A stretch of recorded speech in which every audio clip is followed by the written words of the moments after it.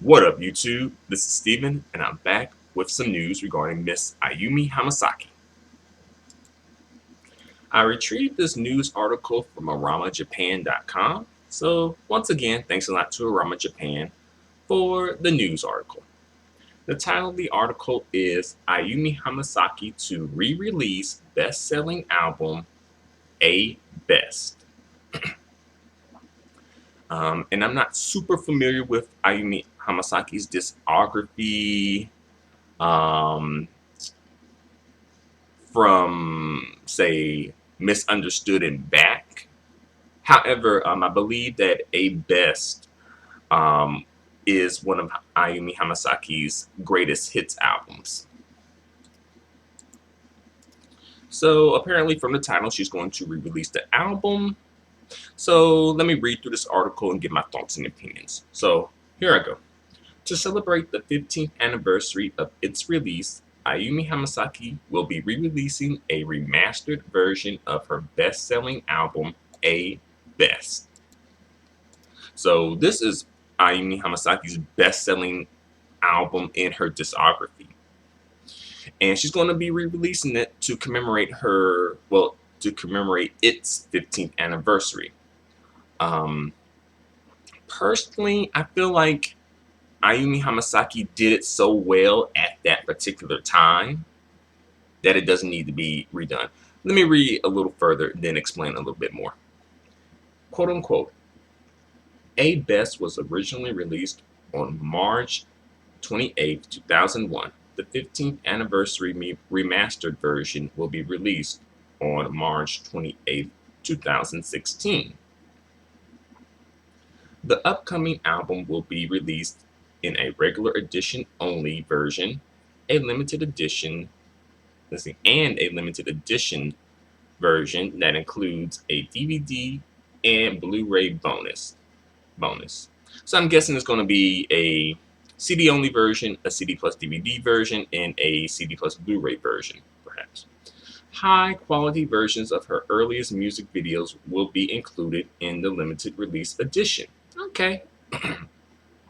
So I'm guessing at the time they did this release back in 2001, it probably was just released as a CD only version, since I don't think DVDs and definitely not Blu-rays, were popular at that time. You know, see, or at least as popular. As a bonus, a handwritten lyric book will be included. Well, as a extra bonus, a handwritten lyric book will be included. So that's pretty special. So I know the Ayumis are going to be going crazy for that, you know. Oh my gosh, it's Ayumi, and she wrote this herself. Wow, you know.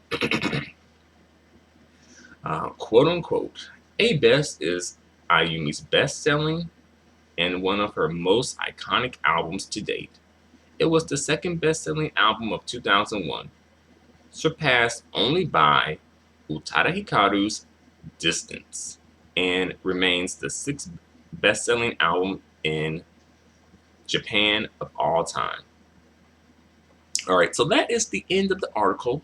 So let me give my thoughts and opinions on this. Okay, on one hand, I'm like, why are you doing this, Ayumi? Because people ain't really checking for your stuff as much as they used to. And it seems like Ayumi is just really desperate to be relevant.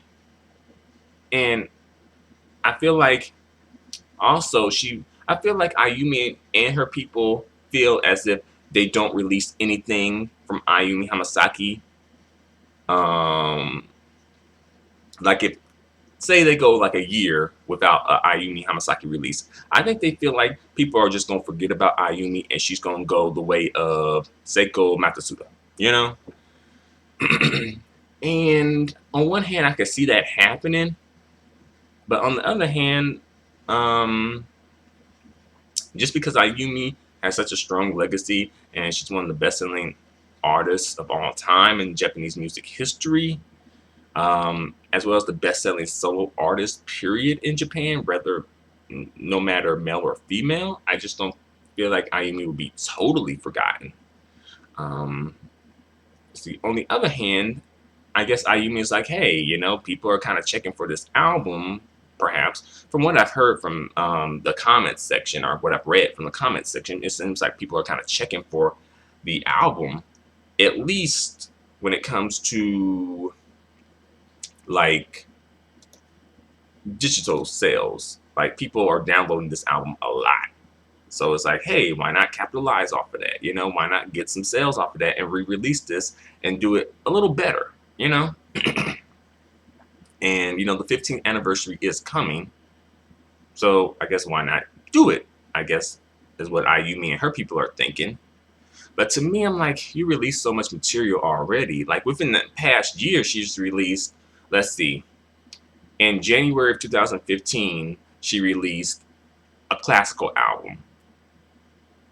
And then sometime in like either spring or summer, she released, I think it was probably like spring, she released a album. Then like sometime in like summer, she released a mini album. And then just recently, she released another classical album. So 2 classical albums in the same year. Because Winter Diary and I think Love Classics. Love Classics was released in January of 2015. And Winter Ballads was released, I believe, in December of 2015.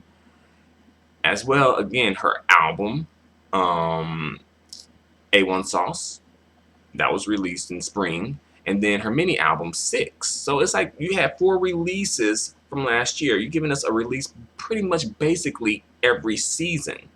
4 releases a year. I'm like, is that necessary?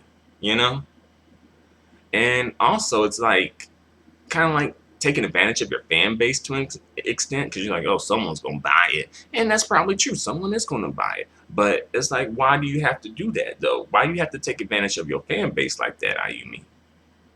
And also, I feel like her team really, Ayumi and her marketing team really need to have a conversation, because they are on auto drive to me right now. They're doing the same things that they did for Ayumi like 10 years ago. And 10 years ago, that could work because Ayumi was so popular, anything she released sells automatically back then, probably like 10 to 15 years ago, somewhere between there.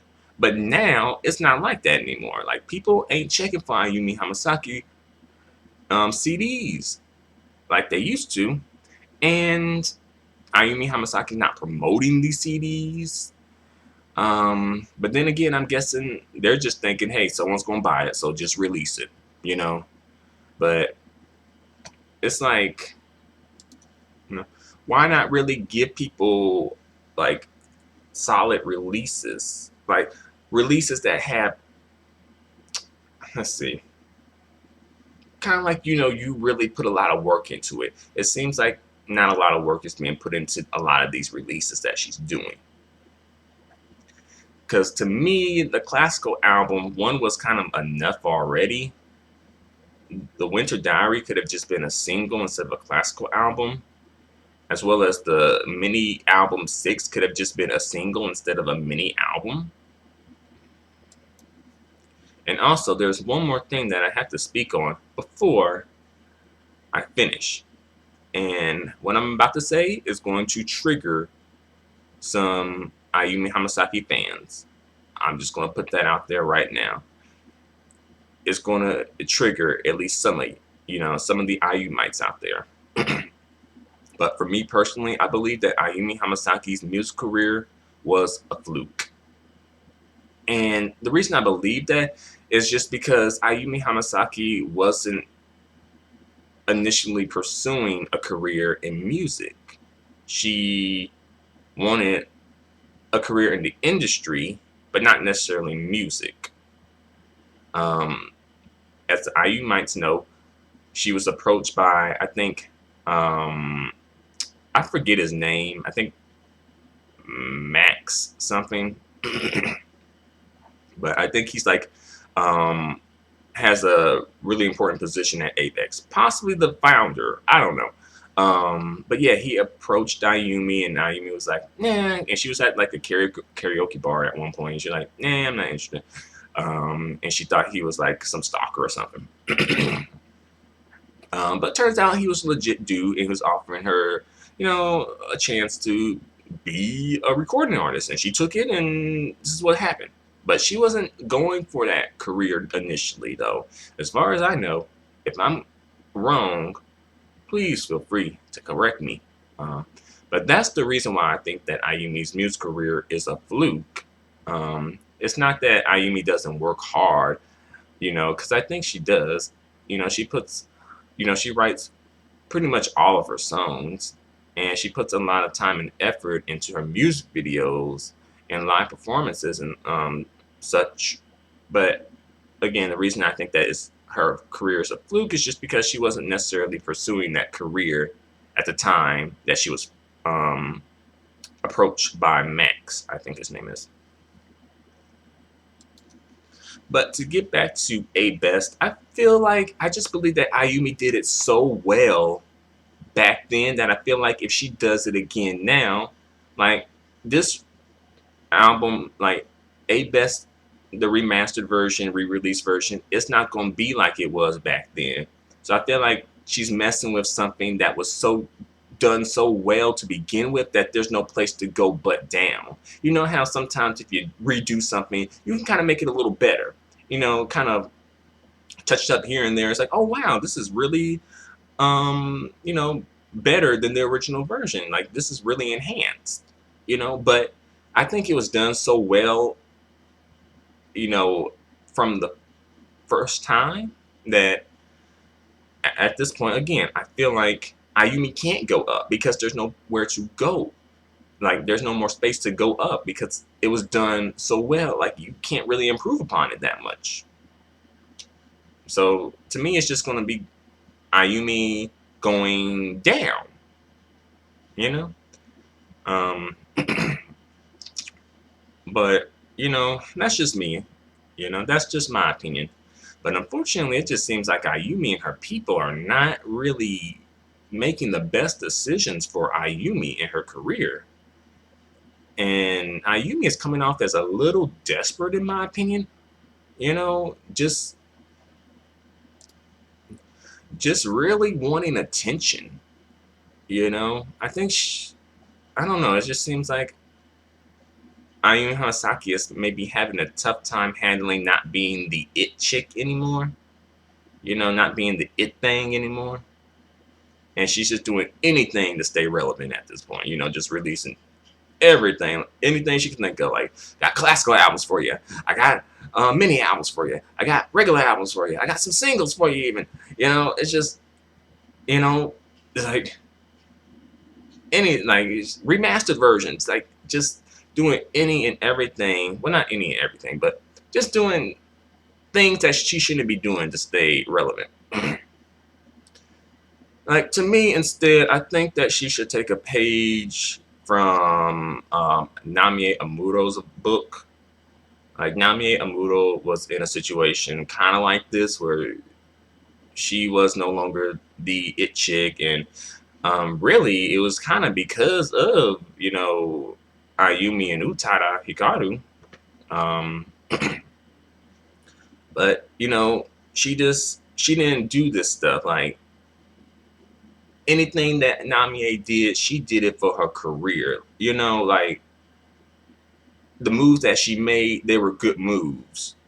Like, she did the whole Sweet Sheet thing to help her transition into having an R&B hip hop type of sound. Like,